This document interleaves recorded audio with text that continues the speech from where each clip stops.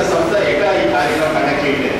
ఈ ఆధ్వర్యంలో కూడా నేను చెప్పాలంటే టైం లేదు చెప్పలేదు. చాలా మంది స్వయం వారి రోజుకి కనీసం 1000 రూపాయలు పైగా సంపాదించడం కూడా మన దర్శించిన సంస్థ ద్వారా నేర్చుకున్న మహిళలు ఉన్నారు. ఇప్పుడున్న మహిళలు వచ్చిన మహిళలందరూ కూడా ఇటువంటి ఇన్స్పిరేషన్ తోటి ఇక్కడ వచ్చినాయి. సో ఈ సందర్భంగా ఏం జరిగింది ఏంటంటే ఇక్కడున్న వేదిక వచ్చిన మహిళలందరూ కూడా వీళ్ళగా మహిళలైన వాళ్ళు వాళ్ళ యొక్క ఉద్యోగ బాధ్యతను నిర్వహించడంలో కానీ వాళ్ళ యొక్క సెలబ్రిటీ డిస్ప్లే తోటి చాలా ఉన్నత స్థానాలు చేస్తున్న మహిళలే.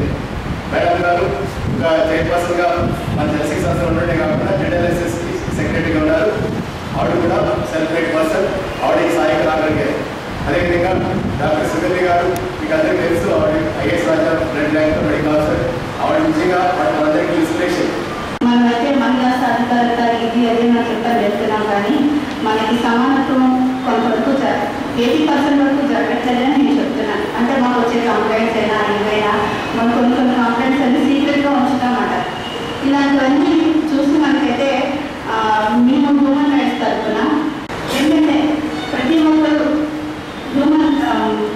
ముఖ్యంగా మనకున్న హక్కుల గురించి మనకున్నటువంటి హ్యూమన్ రిలేషన్స్ కోసం మనం ప్రతి బయట వాళ్ళు ఎలా మాట్లాడాలి, ఎలా ఉండాలి, ఇలాంటి రిలేషన్స్ అన్నీ కూడా అన్నీ ఎలా మెయింటైన్ చేయాలి అనే దానికోసం కూడా మేము ప్రాసెస్ పెట్టాలనుకున్నాము. తర్వాత ఈ మధ్యకాలంలో చాలా ఎవరో పెట్టారు, ముందే పెట్టాలనుకున్నాము. ఇలాంటి కార్యక్రమాలు నేర్చుకునే ముందు మన హక్కుల గురించి, మన రిలేషన్స్ గురించి, మన అన్ని గురించి స్త్రీకి ఏదైతే విలువైన సమాచారం అది చదువుకుని కాలేజ్కి వెళ్ళేవాడిని కొంతవరకు తెలుస్తుంది. ఇలా ట్రైనింగ్ ప్రోగ్రామ్ కట్టేవారు కొంతవరకు తెలుస్తుంది. వచ్చిన కొంతమంది ఇంటికి వెళ్ళబడినట్టు ఎవరు జరుగుతున్నారా, ఎవరు వెళ్ళిపోతున్నారా అనుకుంటారు. కానీ అలా కాకుండా అందరికీ ట్రైనింగ్ ప్రోగ్రామ్ పెట్టి వారికి ఎగ్జామ్స్ పెట్టి వాళ్ళు బాగా అవగాహన సరస్సులు పెంచుకోవాలని చెప్పని మేము అనుకుంటున్నాము. ముఖ్యంగా మన ఇక్కడ చెప్పే మాట ఏంటంటే మనం ఈ 103వ అంతర్జాతీయ మహిళా దినోత్సవం ఇలా జరుపుకుంటున్నాం కాబట్టి మన తర్వాత ఇంకెలా ఉంటుందనేది ఒకసారి మనం ఆలోచన చేసుకోవాలి. మనకి జరిగే కార్యక్రమాల గురించి మొన్న చూడండి ఎక్కడ జరిగింది, 25 జరిగింది. జస్టిస్ వర్మ కమిటీ నివేదికని వాళ్ళు ఇచ్చారంటే కారణం కొంతమంది స్టూడెంట్ల అవేర్నెస్ వచ్చింది కాబట్టి ఆ కమిటీ వచ్చింది. అలాగా అవేర్నెస్ తర్వాత చాలా మంది 80 చాలా మంది చనిపోయారు. కానీ తర్వాత శిక్ష అమలు జరుగుతుంది. కానీ అలాగా ఏదైనా జరిగినప్పుడు మనం ఎలా సామర్థ్యం చేసుకోవాలి, ఎలా వెళ్ళాలి, ఇలా వెళ్ళిపోకూడమాట. ముఖ్యంగా ధైర్యం కావాలి. ప్రతి విషయానికి స్త్రీకి చాలా ధైర్యం అవసరం కంటే ధైర్యంగా ఉండాలి. ఫస్ట్ ఎప్పుడు ఈక్వల్గా ఉంటేనే the best solutions can come.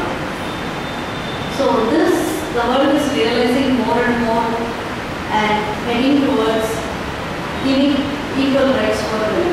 But Visalakshmi Madam Chandrakar, it is not going to happen in one day. Step by step, in stages only, the culture of the society can change. But as a lady, as a pivotal role in the house only without a lady can never go in a beautiful fashion. And being the pivot in the house, we can address the husband's issue, the parents' issue, as well as the children's issue in a very authoritative manner, with a beautiful